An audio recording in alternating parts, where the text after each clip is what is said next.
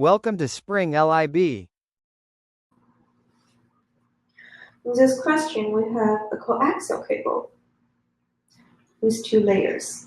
So the inner conductor has a diameter of 1 millimeter, and the outer cylinder has a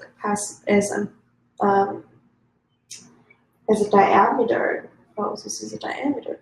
Has a diameter of 5 millimeter. And we want to know what is the capacitance per unit length.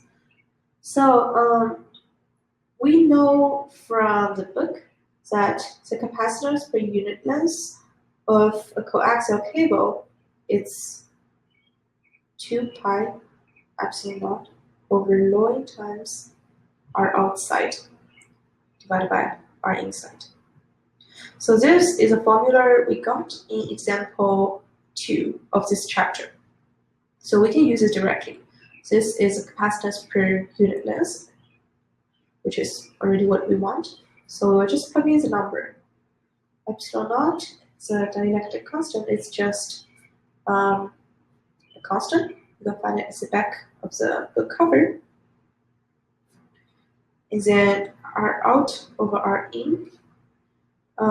What we have is the diameter, but the ratio is not going to change. So we can use that.